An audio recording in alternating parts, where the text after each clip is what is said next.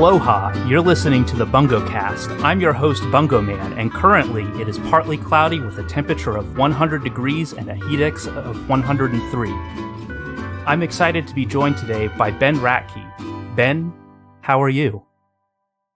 I'm doing well. Is it really that hot? That's awful. It is. It's been brutal.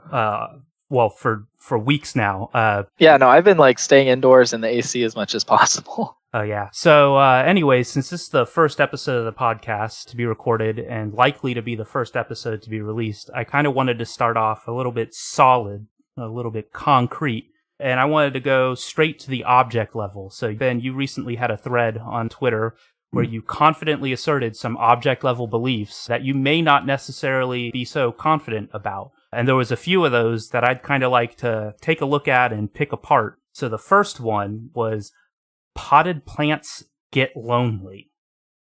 Yeah. Don't you agree? So when you say they get lonely, do you mean just like if you have a potted plant out all by itself, it's feeling sad or what? Yeah, so you have a potted plant. You're taking a plant out of the natural environment that all plants grow in an environment with other plants with their roots in the dirt and connecting to other plants, and you're taking them and you're sticking them in a pot completely isolated by themselves, and there's nothing for their roots to do except hit the walls of that pot. And plants communicate with each other through their root systems. There's chemicals, and there's also collaboration with sometimes insects and other chemicals and things in the soil, and plants will send messages and communicate with each other, and you're robbing the plant of being able to do that at all, because it's completely isolated inside the walls of a pot by itself. I mean, I would get lonely in that circumstance, so I imagine the plants do too. So what about when you've got two potted plants right next to each other? So there's no way you don't think they can communicate any other way? Via some kind of I'm not going smell to or something? I'm not going to claim that they can't communicate any other way. The thing that I've heard of that I know is a thing is communication through root systems. I don't know whether they communicate through other ways. And that also is going to boil down to how do you define communicate? I mean, pollination is a form of communication. Anything where there's information being transferred or exchanged or processed in any way is arguably communication. And so, wind currents and leaves brushing against each other and whatever else, that could all be counted as communication, I guess. So maybe if you put two potted plants next to each other, that helps or something. But at the core of it is just the idea that you're taking a plant and taking it out of its ecosystem and out of its habitat and sticking it into an artificial little tank. I mean, it's similar to if you get a fish and you put it in a tiny fish bowl by itself. That's not the ideal environment for a fish to thrive. And I think something similar applies for potted plants. So what about, have you ever been to Home Depot and you can get a potted plant that's got 5 or 6 different plants in it? What about those? Do you think that's maybe a more healthy setup for plants? I would imagine that that's probably better. But again, all of this is relatively low confidence, and this isn't something that I'm prepared to back up with rigorous, randomly controlled trials or anything. I don't know. I would imagine that having multiple plants sharing space is much better, probably. What about aloe plants where they have little offshoots or whatever? It's all kind of the same plant, but do you think a plant like that, the kind that, have their nice underground root systems where they're sprouting up, do you think they kind of talk to themselves ever? Man, yeah, I mean, I don't know. There's a direction we could go off here using this as a springboard and talk about plant consciousness and more broadly consciousness in everything, and what delineates the boundaries of oneself or one consciousness, and is there community within a single entity talking with itself or vibing with itself. I mean, I don't know. I think most of that is pretty speculative and unprovable. But I would tend to imagine, yes, that there is some kind of community even within a single organism. Yeah. Rather than go down the rabbit hole of what is consciousness and everything, because that could be a deep one. We could spend all day talking about that, and I'm definitely not prepared to. I'm not really either. Although I do have one question for you: are you conscious? Am I conscious? Absolutely. Do you think I am? I think you probably are. I don't have any reason to suspect that you're not, and I don't see how it would serve me in any way to assume or imagine that you're not conscious. From everything I know, you are a similar type of being, type of entity as me, or at least as similar as another entity in this world can be. And so if I'm conscious, you're probably also conscious. Yeah. Yeah, I think that's kind of how I have chosen to approach it. In college, I met someone who was a diehard solipsist, like real convinced that they were the only conscious entity in the universe. And yeah, where did that get them? I mean, nowhere special. Right. And I think kind of through interacting with them, I kind of realized that even if you can't prove either way that someone else or something else is conscious, that you just sort of have to sometimes just make that assumption, because to not make that assumption can lead you down, some really dark paths that you probably don't want to go down. I personally happen to think that consciousness is a very special thing. It's not the only thing, but it is something that once the conditions for it have arisen, it's probably in your best interest to not intentionally remove those conditions, so to speak. Yeah. I would agree with that. And yeah, solipsism is, it's possibly the only defensible position because you can't really prove much beyond that. I don't think you can prove anything beyond that definitively, but it's a dead end philosophically and ontologically. And so, unless you add some additional assumptions into the mix, you have a very bland soup, and there's not really anywhere to go from there. Exactly. So kind of related to the plants, the next object level opinion that you gave is the lighting you inhabit is really, really, really important. So first off, why 3 reallys, and what do you mean by lighting? Sure. I just mean literally like the ambient light in your environment wherever you happen to spend most of your time. And I put 3 reallys because this is something that I happen to just be very personally interested in and invested in. Like, this is something I have strong opinions on. Light is really, really important. Like you said, related to the plants. I don't know who originally posted this tweet, but there was a tweet at some point in the past that said something along the lines of, when you're trying to take care of yourself and just meet like your most basic fundamental needs, first treat yourself like a plant. Make sure that you are touching the dirt or the grass, and that you are getting enough water, and that you are getting sunlight, and like those are the most like basic fundamental needs. And I think that rings true, like both in practice and objectively, scientifically. Like those are very basic fundamental needs. And so obviously, like, natural sunlight is going to be the best thing. But in the absence of that, if you are, for whatever reason, stuck spending a lot of time indoors, like I happen to be, but the closest you can get to approximating natural sunlight in your environment is pretty important. So, like, for myself, I have a luminator set up in my office here that I built. That's like a bunch of super bright LED light bulbs on a long string light, and it goes like around the entire top edge of my room here. So when I turn that on, it's like probably 4 times, 5 times brighter than the like built-in overhead lights in the room. And it's not nearly as close as like actually being outside in direct sunlight, but it's a lot better than just like sitting in a kind of dimly lit room all day. And it makes me feel a lot more alive, and lots of people have reported that this kind of thing helps a lot with seasonal affective disorder. So, and that's the general gist of it. It's just that lighting is something that I'm passionate about in all of my spaces that I inhabit. I really enjoy designing the lighting and like figuring out how I want the room to look or feel, and what kind of lighting will achieve that. Okay, because when I first read that, I was kind of actually thinking about more along the lines of what you were, I think, sort of hinting at just now, is more of the aesthetic quality of the lighting, not necessarily the health or psychological benefits, which is one of those things where I'm sure there's a lot of truth to that. It's never anything I've noticed a huge difference in myself whenever I'm spending a lot of time in the dark versus a lot of time say outside or whatever. But in terms of just the way a space feels, and how I relate to that, lighting definitely has a lot to do with that. I think the first time I ever really noticed that was when I showed up at a punk show pretty early, and all the lights were on. And this was a space, this was at a club that I'd spent quite a bit of time in. but it was always really dimly lit when I was in there. And Yeah. the whole mood of the space is just completely different when Oh yeah, I bet. it's well lit.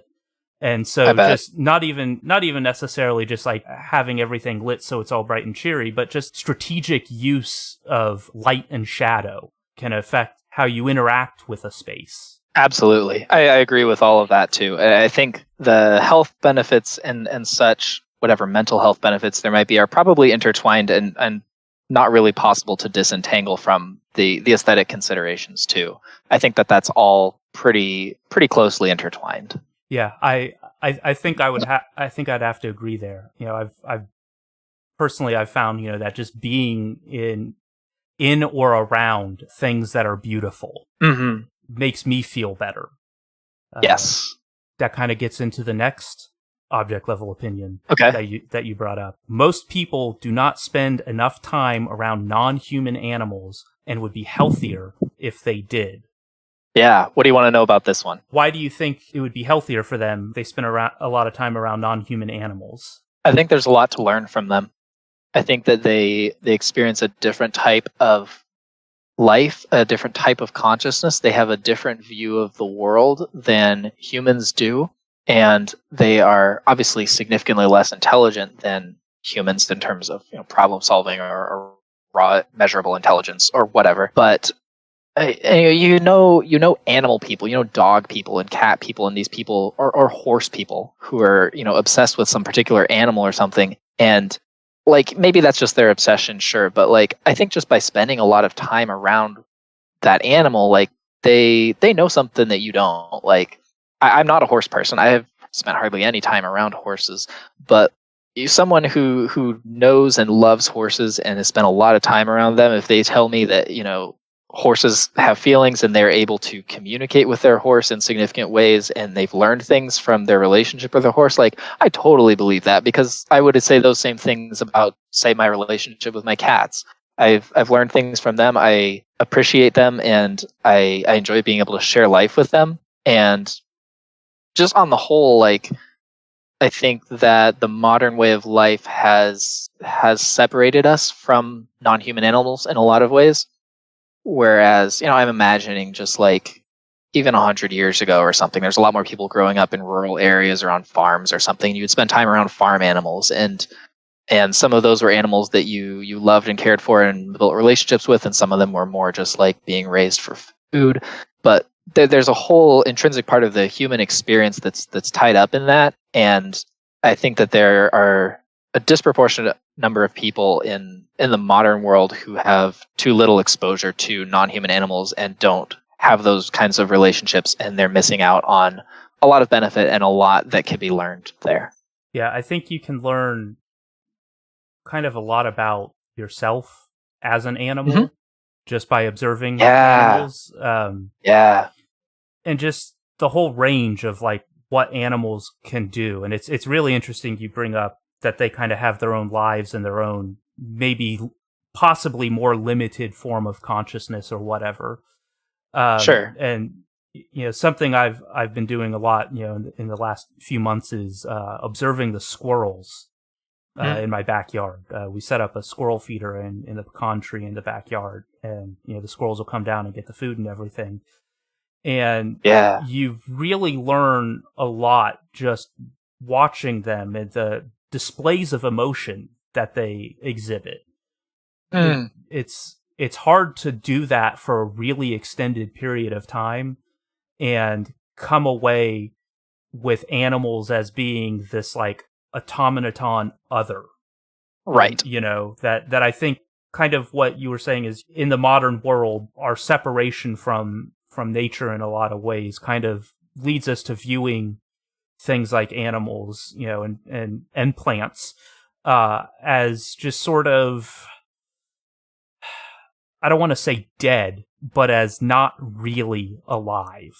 Less alive. Yeah, less alive than us, and therefore less meaningful and you know less worthy of consideration. Yeah. So yeah, I think when I read that particular opinion, you know, when I took healthier to not necessarily mean, you know, like physical health or even mental health or whatever, but more a healthier point of view of Yes. yourself within nature. I think being around animals, I think you're right about that. Being around animals really does, force you to kind of re-examine some assumptions that the modern world living in a city kind of, bakes into the way you see things. Yep. Yeah, I agree with that. I think that's a good read of what I was saying. So the next one, totally changing gears here, is it is a gross moral failing that there exists a profitable industry of any size around nursing homes and funerals. So, boy, howdy, do I have feelings about this one. Yeah. I mean, this is a big one. We could spend as much time here as you want to, or wrap it up and move on. There's a lot to say here, I guess. Oh, go ahead.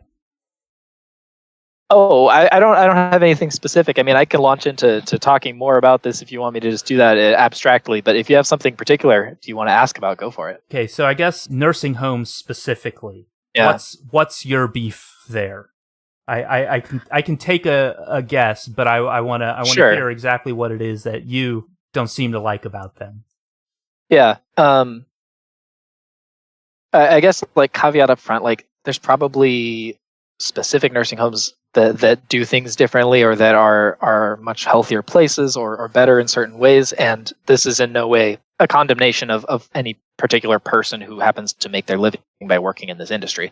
But I mean, like, why do nursing homes exist? Like, well, because we live in a capitalist society where if there's a need, then some business will arise to supply that need. Well, what is the need that's being fulfilled? Well, it's care for elderly people who are not receiving that care elsewhere. And I think therein lies the failing that, like, why do we have so many elderly people living in nursing homes where they have dedicated people who are paid to take care of them? Why are their families not taking care of them? And obviously this is extremely situational, and I don't want to say anything too strongly or sweeping or step on someone's toes, but like there's going to be specific situations where the family is not present, or the family is not able to take care of them, or the person doesn't have any family or whatever. But like in the majority of cases, the natural order of things and the way that it should be, the right way for this to work is you have parents that raise their children and they take care of those children, and the children are dependent on them during the beginning years of their life, and then they gradually grow into adulthood, and then that process kind of reverses. And like you see this in elderly people who are reaching the end of their lives, and as their minds kind of deteriorate, there's often a regression towards childhood. So like I saw this with my grandma as she was dying.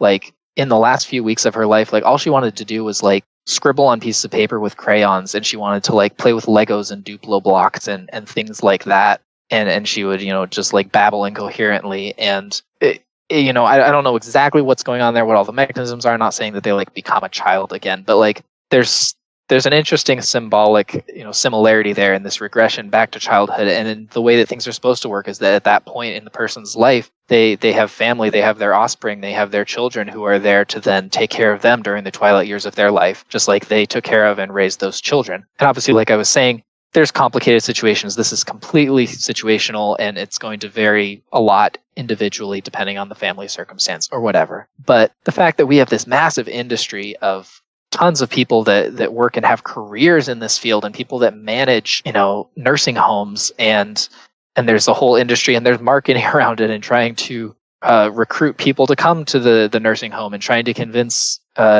children to choose this or that nursing home to put their parents in, and the whole thing is just leaves a very bad taste in my mouth, and it just feels like a very strong perversion of the natural order, and it's just very aesthetically displeasing. I personally think it's rather ghoulish. And I think what you were saying about it's a very situational thing is obviously true.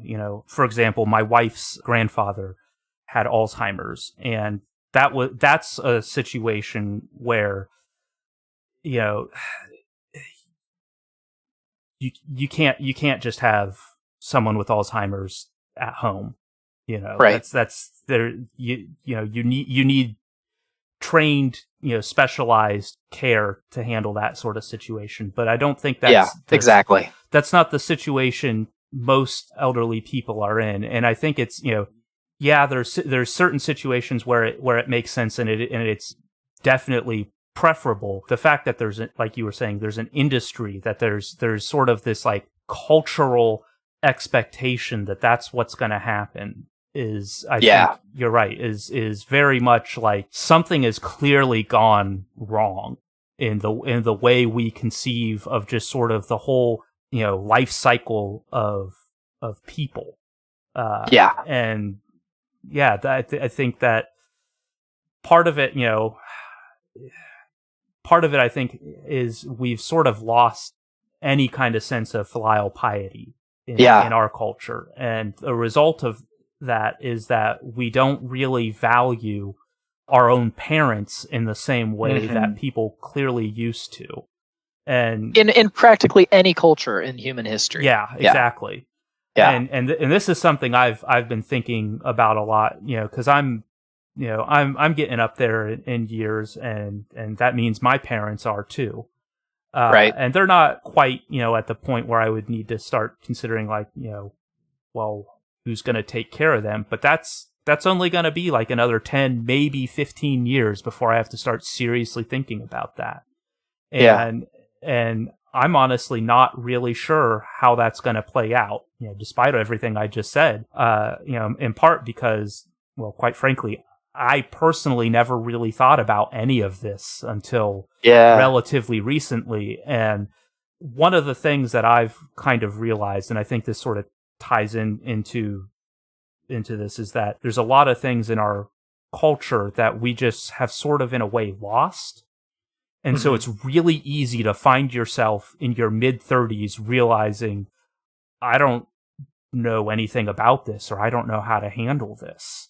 Because there's nothing in, at least in my experience of modern American culture, there's basically nothing in our culture that really nudges you towards the sort of knowledge that's, or even just like way you set up your own life, in terms of your living situation and your habits and your career and everything. There's really nothing that sets you up to handle that stuff in a graceful way. And so I think as a result, there's a need that goes unmet. And, well, like you said, we live in a capitalist, add an asterisk at the end of that, society. Yeah, sure. And so, the market, fills that need. And it may not be in a way that is, in the best interest of, of your parents or grandparents. Right.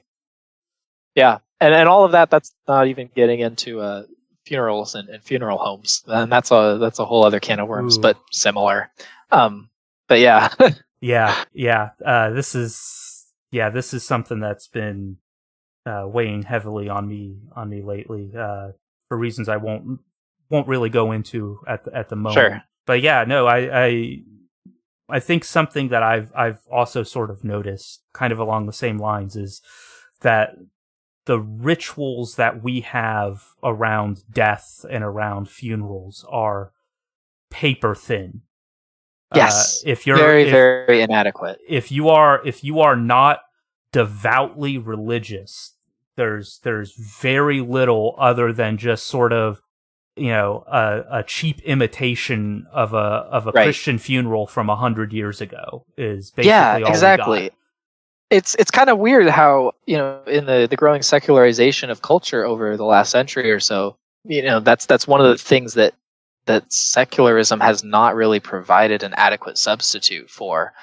And the whole idea around end of life care and grieving, the whole process of grieving and funerals and burying the dead and letting them go and saying goodbye, like that's something that has been a deeply spiritual process from basically all of human history, and every culture, every religion, every spiritual framework has provided guidelines or some kind of framing around that. And secularism kind of stripped away the Christian framing and didn't really provide a replacement. And so, like you said, if you're not very religious, then you end up with kind of a paper thin mimicry of what a Christian funeral might have been like a few decades ago or something. Yeah, there's very little substance. Yeah. Yeah, and there's no script for it. And I know that may sound, like, okay, well, if there's a script, can there really be any substance to it? But no, scripts are important. When it comes to ritual, exactly. I think there's not having any question about the way something is done, is, I think, for certain things really important. And I think, birth and death are two of those things that, if you have like questions about what are you going to do when this happens to someone you love or to yourself, right? In a sense, you're really lost, when it comes to just a very fundamental part.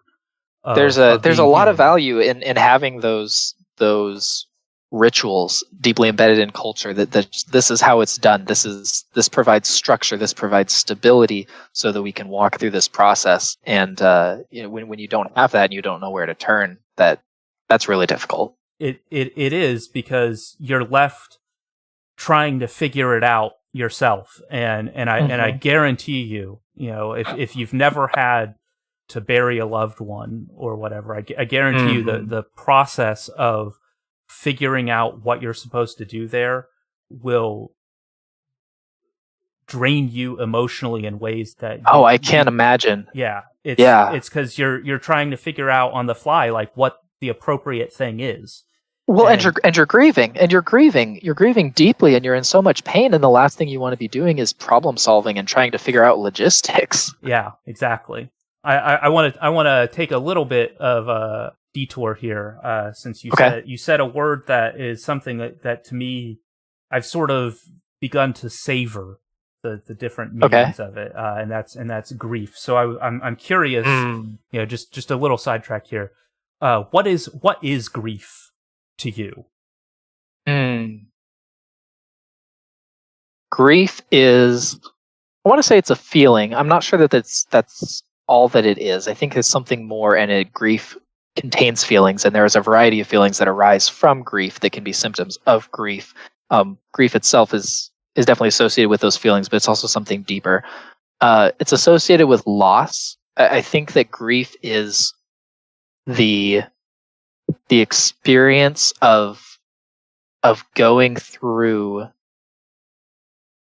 a really hurtful loss and coming to grips with that, and coming out the other side. And that seems to be a pretty uniquely human experience. I don't know. There's probably people who have researched and tried to figure out, do animals experience grief? And I guess they probably do. If a dog loses his owner, that dog goes through some process of grief, or the loss there. In terms of the human experience of it, I would say grief is a very broad thing that captures that entire process of coming to terms with the loss, figuring out how to move on from it, how to restructure internally as necessary, and being able to say goodbye and then eventually move on from that in whatever form that takes. And grief is a difficult and messy process, and it looks different for probably everyone who goes through it. And some people handle it better than others. Like, some people really get destroyed by grief and they're not able to handle it and then move on in a healthy way. And other people who have the support that they need and are more emotionally healthy are able to go through this process of grieving and then come out the other side still whole and still healthy. Yeah, you said a word that is, I think, kind of central to how I've sort of begun to think of grief, and that's restructuring. Because I like to think of it as the mind's way of sort of taking a reality that has had some part of it ripped out, through death or loss or whatever the circumstances, and then it's the mind's attempt to take that whole and sort of fill it in with everything else. Right, and I do think restructuring is a good word for it, because it's not about just saying goodbye, or it's not about just moving on. It's not an erasure. It's not a forgetting of the past. It's not a pretending that didn't happen and being able to go back to normal. I'm doing air quotes, back to normal, whatever that means. It's not about erasing the loss or forgetting it. It's about restructuring as necessary around it so that you can continue to build and continue on with life in that new space. Yeah, I think that's pretty close to how I've come to think of it, and it's something that when you get to the other side of it, it's hard to say that, you're better off, but it's definitely a necessary process, because you kind of alluded to it, where some people handle it better than others, and I think part of handling it poorly is not restructuring, is just allowing that loss to just be a whole, and it's not a process you can skip or shorten, and it looks different in every circumstance. Yeah. All right, so switching gears again. I didn't come up with any transitions here. I'm sorry. I mean, I didn't have transitions in the thread we're pulling from either. It was just random thoughts. We're just switching gears immediately. So the next one I wanted to bring up is it's actually kind of related to previous one about nursing homes and funerals in a sense. In some ways, is academia as a whole is an enormous self-perpetuating exploitative pyramid scheme. Yeah, I did say that. I mean, so part of what's coming out there is just like my general distaste for academia, and this is definitely heavily colored by my personal experiences, in that I was never much of a fan of school, and I went to undergrad, and I didn't have a great experience there. I mean, it was okay, but like I had a lot of little quibbles and issues, and the whole system just seemed like kind of bullshit.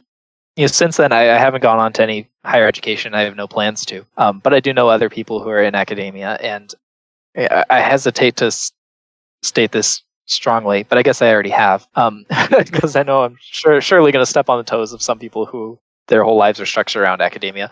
But my perception of it from the outside and from talking to people who are on the inside is that it doesn't seem like the entire machine is producing much that's useful. Like, basically anyone who has the expertise to go on into higher education and get a master's degree or get a PhD or do research and publish papers, like, on the one hand, I know we can't just like throw the whole system out the window, because we've structured society around it. We've structured the way we do science and the way we do research and all of that and whatever. So this isn't something you can just, overhaul overnight. So I'm not saying like throw out the whole system, but like I can definitely look at the system and say this part is broken or this sucks. And it just seems like anybody who has that kind of expertise, like they could do so much more good if they were like actually like out in the world working or doing something, instead of trying to get papers published and jumping through these hoops of networking with other academics and, raising up the next generation of academics and tutoring grad students and whatever. Like, it seems pretty evident to me that like the whole system, if you subscribe to like the idea of egregores or conscious, semi-conscious bureaucracies that seem to act like beings with agency and goals, like it seems like academia as a whole is a massive egregore that is at this point like very well optimized for its own survival, and then it's like bringing in new grad students, training them up, getting them into the system. It's all based on the hierarchy and prestige. I don't know. I could ramble about this and keep going in circles, but like at the bottom line is just like the whole thing just like seems like bullshit. Well, full disclosure, I dropped out of college. I got about 2.5 years in and decided I was done. Didn't Man, I almost did that. I almost did that. Well, good for you for sticking with it. And some days I wish I had, and then other days I realized that my life would have turned out probably not any better if I had stuck with it.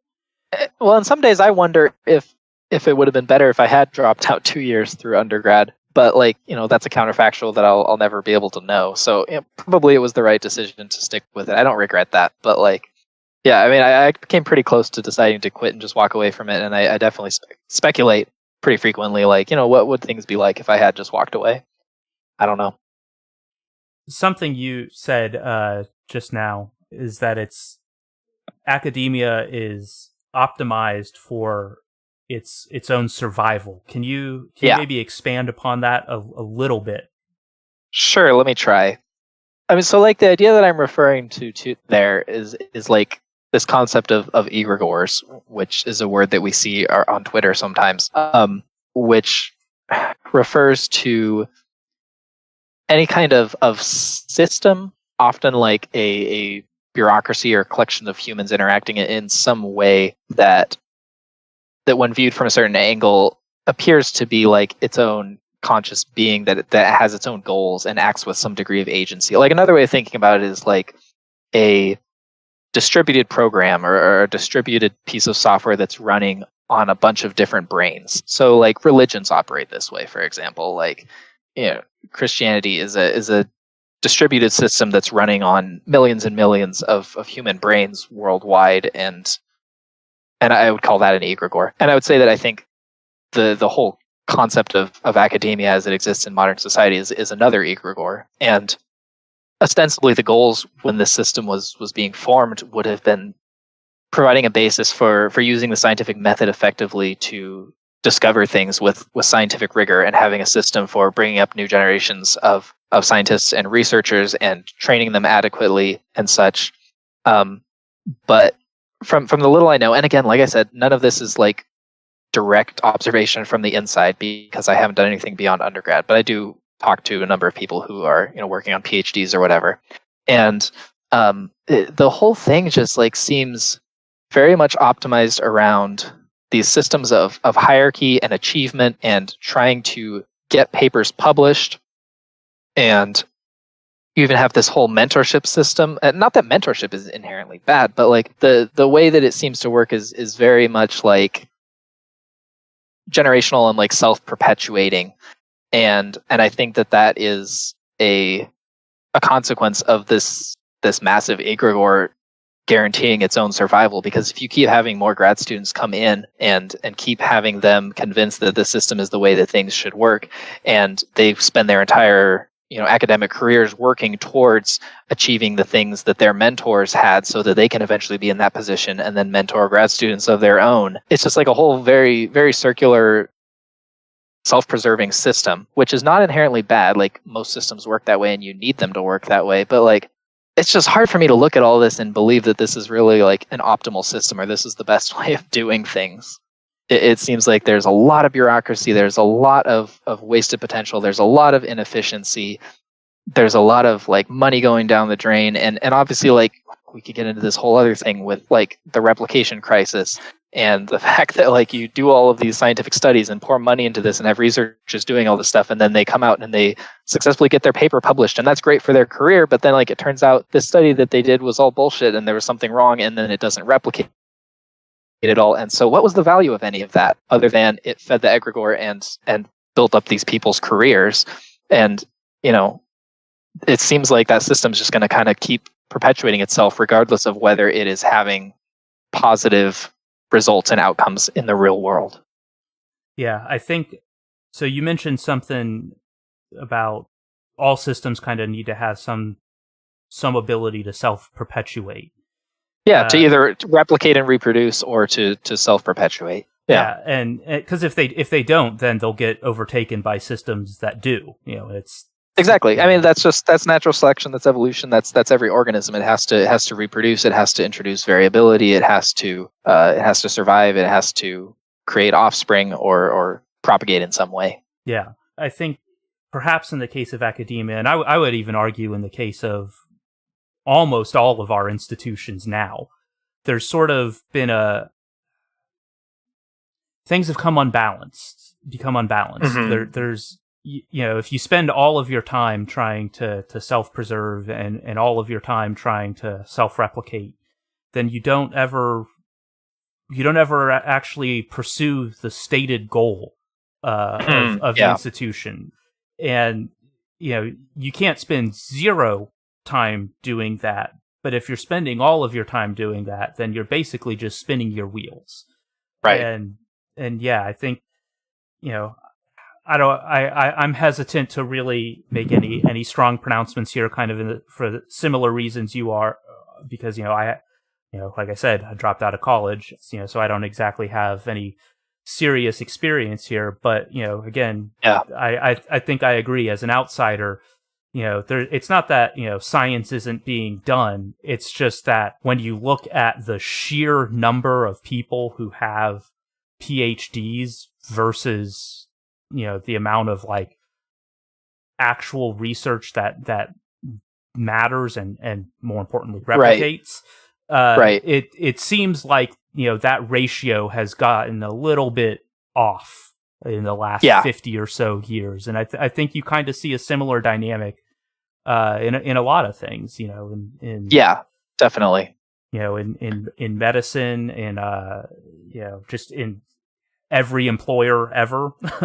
My own, I'm sure yours too. Yeah, I mean, it's just, it's an application of Goodhart's law, I guess. Can you explain what Goodhart's law is? Yeah, I mean, I could try to, let me just Google it real quick and just read whatever Google says, because that'll help. Goodhart's law is an adage often stated as, when a measure becomes a target, it ceases to be a good measure. So the idea of Goodharting on something is that you are focused so much on the numbers and the result, and you're optimizing so hard for that you basically screw up the system, and it no longer becomes a good measure. Yeah. So my application of that there is, I guess, we end up stuck in the cycle of optimizing for getting people PhDs or getting papers published. I would say that's the goal of an academic, is you want to get your research published, you want to have your name on papers, but eventually, originally that might have been a good measure because that was at least some kind of a heuristic for science being done, things being figured out, problems being solved. But we've Goodharted so hard on that, and pursuing that goal, that statistic, and that number of get papers published with your name on them, that we've optimized so hard for that we lost sight of the original broader goal of doing good science and making the world better and solving real problems. Yeah, the things that people actually care about. Yeah, exactly. Yeah, and also I can't go through a conversation without bringing up Ghost in the Shell. And there's a quote from the script of Ghost in the Shell that says, "Over-specialize and you breed in weakness." Ooh. Which I'd say is related to this too, and that's sort of in the context of evolutionary patterns and natural selection and so on. But it applies here because we're talking about systems that evolve and select. So yeah, when you over-specialize too far towards one thing, you're breeding weakness into the system. You're breeding weaker organisms that are not equipped with the general skills to survive in the broader world. Yeah, because the broader world is a pretty general thing. It's not a very specialized place. You may find your niche, but the thing about niches is that they don't last forever. Right. They're a very ephemeral thing. Yeah. And this particularly is even a broader theme that almost applies to a number of the things that we've been talking about, where there's this theme in modern society that we have over-specialized so far in certain directions that we lack the general skills. So we were talking about trying to figure out how to handle end-of-life care or funeral arrangements or something like that, or going through the grieving process, and the lack of just general understanding of those skills, because that's not something that anyone or anything in society really prepares you for. You're kind of lost trying to figure it out yourself in your 30s or 40s or whenever. And that's something that any human 300 years ago would have had quite a bit of clarity on, because they would have experienced lots of deaths and lots of burials, and they had those general skills that are just a more broader general skill set for surviving as a human. And one of the prices of progress in modern society is that we have over-specialized so far into specific areas that our individual ability to exist and thrive as a human in more general circumstances outside of the weird niches that we've built in modern society, our individual capacity to do that is significantly weakened. There's a name for this that I like to use, and it's efficiency mindset. It's that it's not just the fact of over-specialization, but it's the drive for specialization. And I think that impulse there, that I think culturally we've clearly had for several hundred years now, really results in the diminishing of a lot of the things that I think humans actually value. And it's because, like you were saying, we good-heart it. We chase, right. We chase a number. We make the GDP go up. Aren't you happier? Right. Yeah. Make a number go up. Yeah. And it's because we can measure that. We feel like we can control that, and we can, manipulate the world through our awesome intellect or whatever. But the result is that we're we're growing into narrower niches, and that really cuts us off from whole avenues of human experience that when you do finally experience some of those things, it can really blindside you. Right. Or if you never do experience them, there's just sort of this sense of not quite loss, but just aimlessness, I think. Yeah. Well, it's a hard problem, and like, there's no easy solution. I don't know what the solution is, because like, the specialization is necessary. That's how society grows. I mean, if you have a primitive like hunter-gatherer tribe, and then they settle down, and like your tribe grows because you have one person who specializes in like making pottery or whatever, and you have one guy who gets really good at like making swords and armor, and so your tribe can go out and fight and conquer, and you have someone else who gets really good at baking bread and making food or whatever. And when you have people in those specialized roles, then that allows the larger organism that they're all subparts of, the organism being like the broader human tribe, to grow beyond the capacity that it has when each individual has to have all of the separate necessary skills. And so, obviously that's the simple example in a more primitive setting, but we're just living, way further down that path, where we have this society where I went and got a 4-year degree at a university to learn how to program computers, which, like, computers aren't a real thing. Like, we made computers. We invented those. We made sand do this, and we made up programming languages, and we made up a bunch of jobs that have to do with that. And like, yeah, it all fits together to make society work. But like, all my knowledge about computers wouldn't be worth shit if, dropped me 400 years back in, medieval England or something. And so I would be terribly over-specialized and under-equipped to even be able to survive in that kind of environment. And I don't know what the solution to that is, because like, we talk about this issue of missing these fundamental human experiences, or being under-equipped to handle things that come up. But like, you do need that specialization. I guess you can go off the grid and go live out in the woods somewhere and be self-sufficient or something.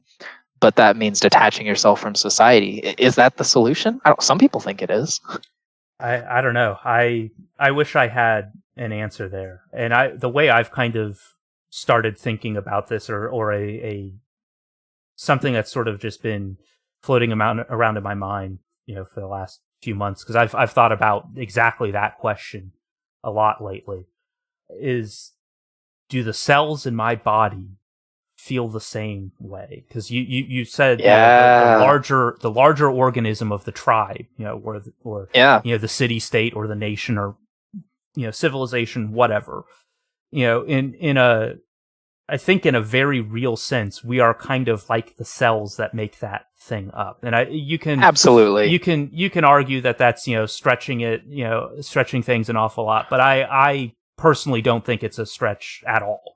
I don't think so either. I actually have a blog post on my website that's almost exactly what you're saying. Very similar concept. Yeah, we'll link that in the show notes, wherever the show notes appear. Yeah. I have no idea Definitely where they'll appear. It's like, if you think about it, though, like, at some point, multicellular organisms didn't exist. Right. And then one day they did, because certain cells grouped together and specialized in doing one thing, and then you end up with tissues, and then you end up with organs, and then you have this huge multicellular organism like a human that has sub-organs that are doing specialized functions, and different tissues, and all these different types of cells. And here I am, as a human, where it's like, I'm in a real sense, I am my body, but I'm not my body. There's clearly some other level to me as a person, to everyone. Oh, absolutely. As a person. And, absolutely. And that's sort of in the same way that, like, we don't have access to, I guess you could say, the consciousness, or to the agency of the tribe, or the civilization, or whatever. Right. The cells in my liver don't have access to the consciousness, that inhabits my body. Right. No, they're just fulfilling their little specialized function. Yeah, and so I can't help but wonder, what do they think about that whole situation? And then, for that matter, what do the atoms think? The atoms that make up the cells, what do they think? Yeah. I'm not necessarily like a believer in panpsychism or anything like that, but I there's a really interesting book, Introduction to Systems Philosophy by Ervin or Erwin, I can't ever remember, Ervin Laszlo, and part of the thesis of the book is that basically any cybernetic system, any kind of system that involves, that sort of feedback loop you were talking about of like, interacting with the environment and, taking all that in and existing in sort of homeostasis or whatever, necessarily has to have some element of consciousness to it. And what that consciousness is the view of the system internal to the system.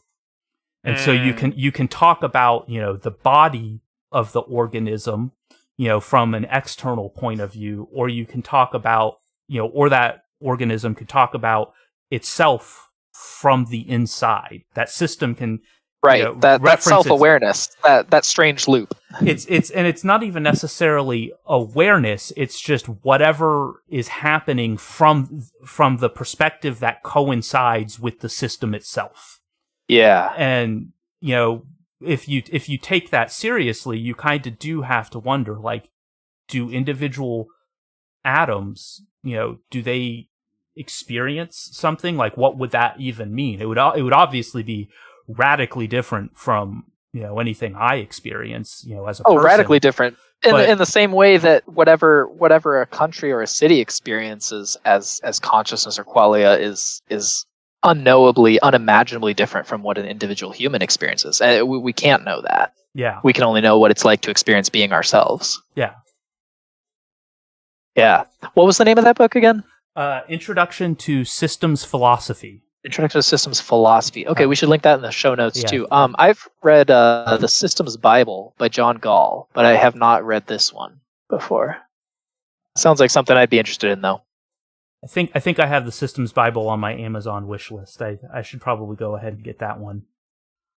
Yeah, it's pretty good. It's an easy read. It's got a lot of like good tidbits and information. The writing style is kind of weird, and it's definitely very repetitive, but it's not hard to get through. It's probably worth reading. Well, I'll definitely check that out. So, okay, next object level opinion. Okay, is actually very closely related to the last one, which is kind of why I picked it. Yeah, attendance of public school in America harms children more than it benefits them. So this one, this is I think you'll find a lot of people will on the surface agree with this one, but I think if you really dig down into what you're trying to say here, I think you'll find a lot of modern Americans will definitely have a bone to pick with you here. Yeah. So can you expand on that a little more? And I'm curious what your experience with public school was. Yeah. Well, that's where I want to start actually, because the whole idea of this thread that you're pulling all these tweets from was I was stating object level beliefs or opinions with no accompanying qualifiers as to how strongly I hold it. This happens to be one of the ones I don't hold super strongly. If someone were to debate me on this with good evidence and try to convince me otherwise, I could definitely be convinced that I'm wrong on this one. And part of the reason for that is because I don't have direct experience. I haven't sent kids to public school. I don't have kids yet.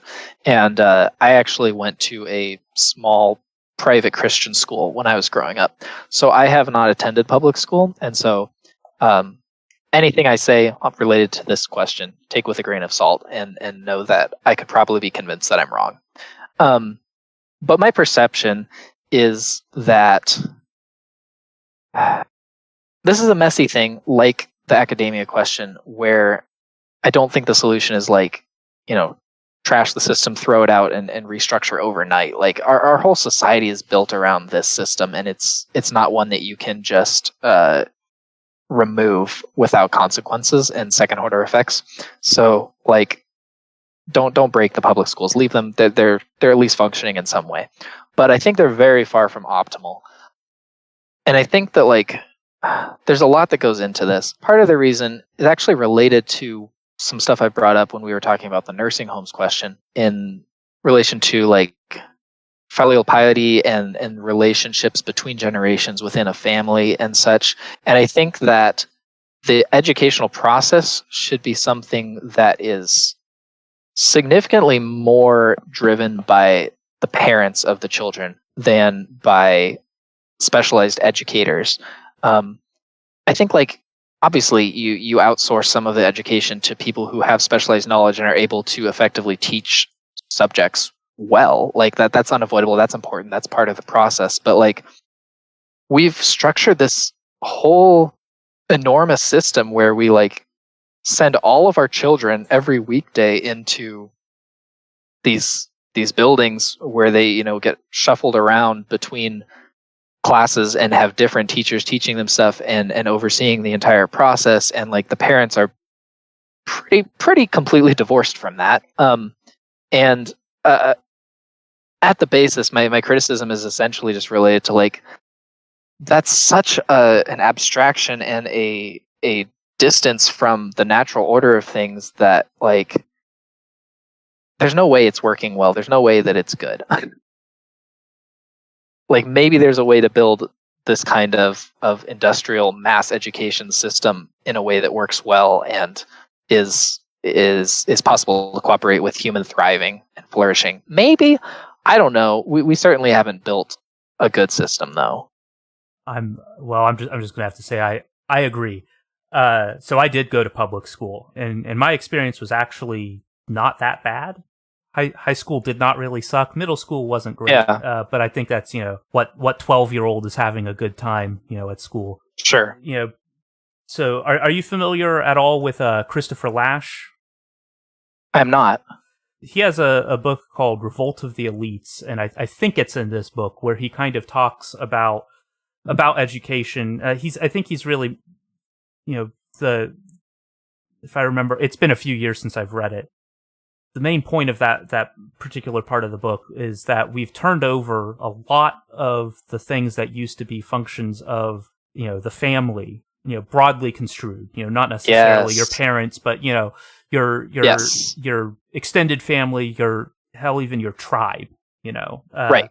And we've turned those functions over to experts in some way, you know, people who are educated specifically to, you know, be an expert and, you know, be specialized in one particular thing. That is a much more eloquent statement of what I was rambling around. Yeah. And I think we kind of see that same process, you know, all over the place, you know, in medicine, in religion, you know, just in a lot of different cases, you know, we've sort of, I guess, in a sense, abdicated our own responsibility there.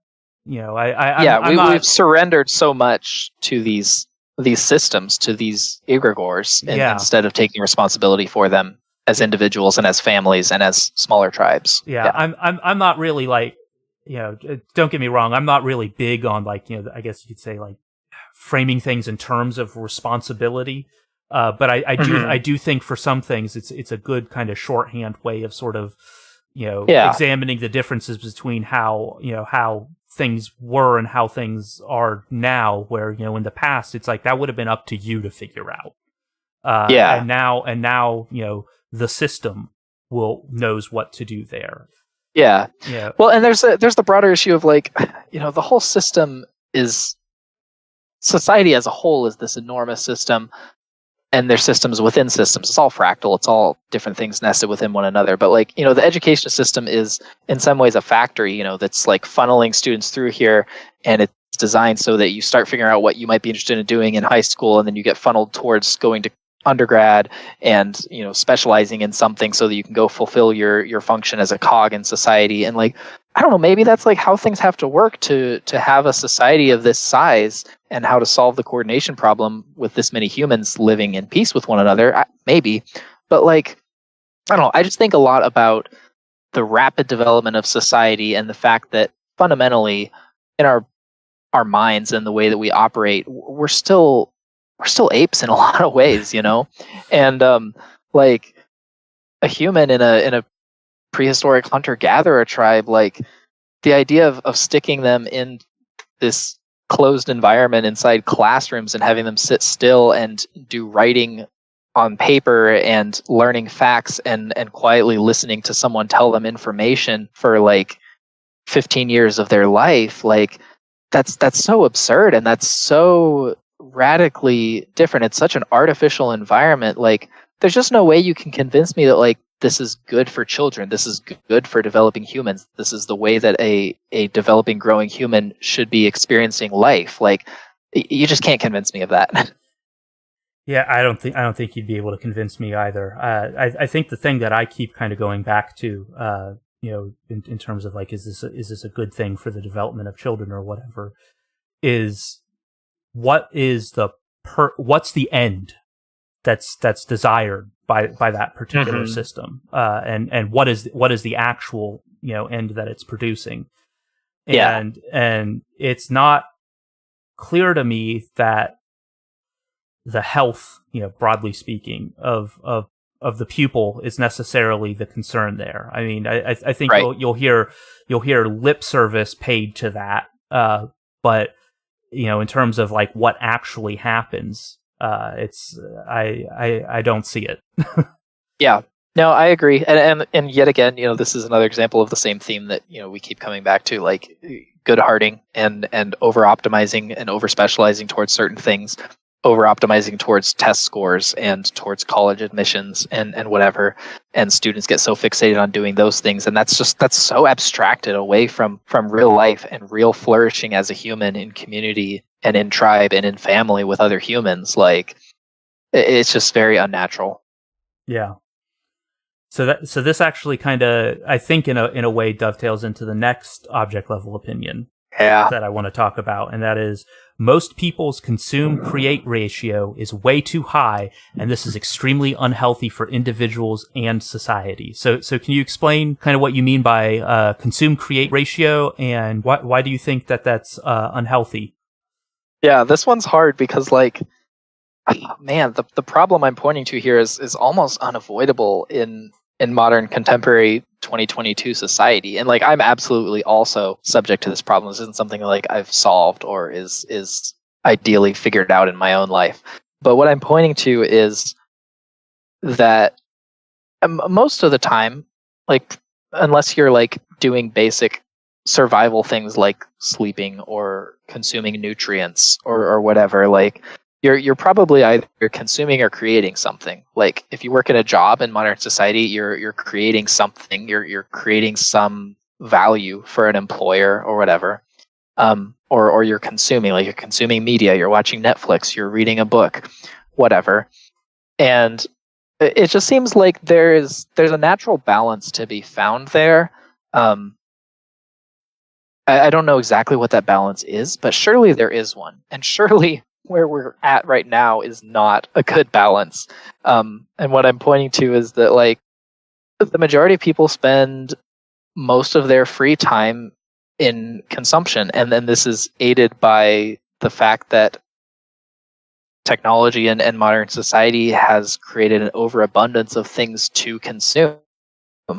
There's lots of shows to watch, there's lots of movies to watch, and they're good movies, they're good shows, they're good stories, there's lots of books to read, but it's really easy to fall into this trap of just like consuming all the time and not creating, failing to create in any meaningful way. And I constantly wrestle with this because I'm always falling into the trap of like, wow, last 3 days, like I got off work, I like watched TV for a couple hours, I read a book before bed, and like I didn't do anything besides that. And so I'm constantly like kind of trying to catch myself and be like, what can I do to create something, to create some artifact or something meaningful to me or to give to someone else? What can I do that creates value or creates meaning outside of just, whatever I'm creating for my job in order to get a paycheck? And I just think that in general there is an imbalance in this ratio, and if there was some way to like flip a switch overnight and like suddenly this ratio changed for basically everyone in society and everyone was like creating a lot more stuff instead of watching TV and reading or whatever they do all the time, I find it hard to imagine that that would be a worse world.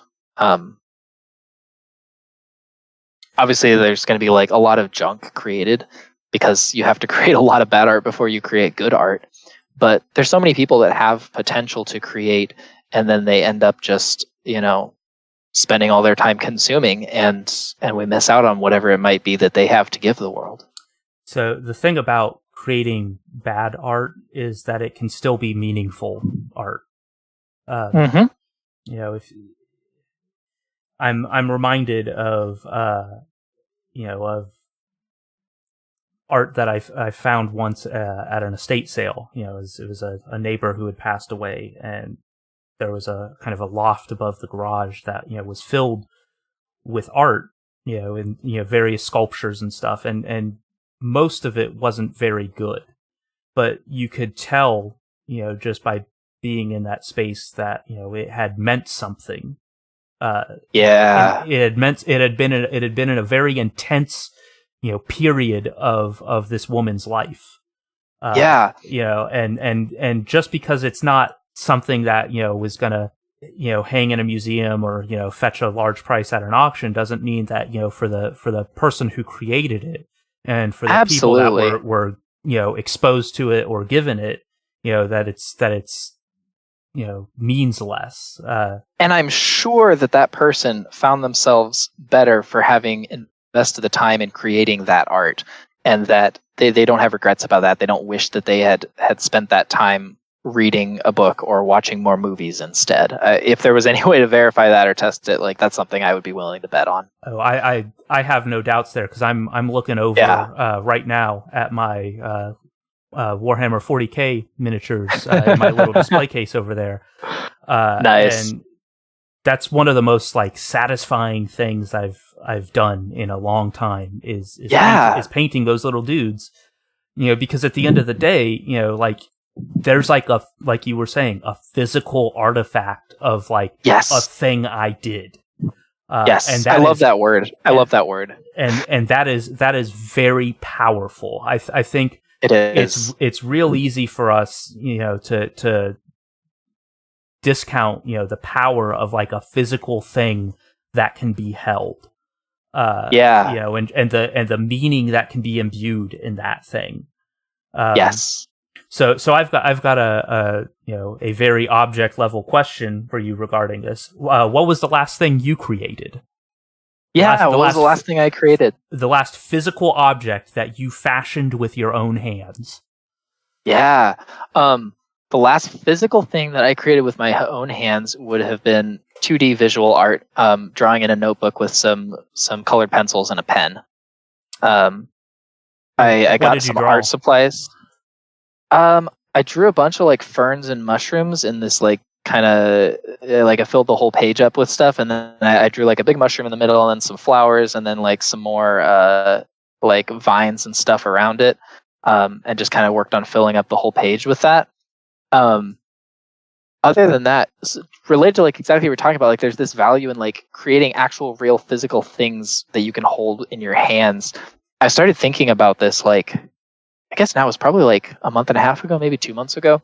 And I realized like something that I did a lot, spent hours and hours doing when I was a kid, was playing with Legos.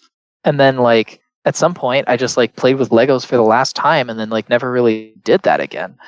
So like I'm a grown up and I have money now. So I went and bought like $80 of Legos on Amazon and just like spent several hours building Lego sets, and it was a blast.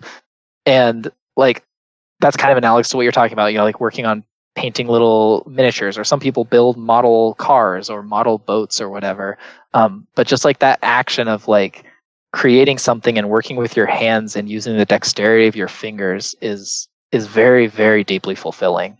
Yeah, I think there's something about that. I'm, not to get all evolutionary psychology, on you, but I think there's something that's, because of just the history of mankind, is deeply linked with the creation of artifacts. I mean, I think you could make a real, argument that like what separates humans, modern man from, earlier hominids is our capacity to fashion the world, according to our will, and not just like, right. And I know like, chimpanzees can, pick up a stick and use it to get the ants, and birds build nests and beavers build dams. And that's, I think there's another level that you get to when you start talking about, the kinds of things that people build. And I think that's been such an important part of our survival and our proliferation as a species that it seems incredibly implausible to me that hasn't left a mark on us at a very deep level, and that seems to be it seems to be a pretty near human universal that actually doing a thing with your body like that is in some way emotionally satisfying. It absolutely is. Kind of tying us back to the introduction to systems philosophy is there's a I don't have the quote in front of me, but there's a point in the book where the author talks about how what makes a system satisfied is when it can perform its function, to the best of its ability. And so whenever the system is doing what it's, I guess, supposed to do, I'm not so sure how I feel about the word supposed there, because it kind of implies, it implies some things that I'm not really prepared. Implies intent from outside the system. But go on. Yeah, but as far as like, what the system is capable of doing, if it's performing that function well, then the internal experience of that system is satisfaction. Yeah. I mean, the purpose of a system is what it does, but it can either do that well or it can do that poorly. There's definitely a range there. And so there's something definitely different about a system that is performing its function well versus one that is performing it poorly or inefficiently. Yeah. And I think, in a lot of ways for humans, creating things is part of the system functioning well. That's part of like what it is to be a healthy person, is to have some kind of creative outlet.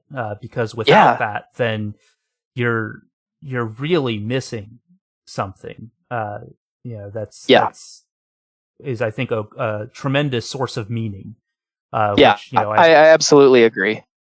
All right, we're actually significantly over the amount of time I thought this was gonna take. I figured we'd blow through these real quick.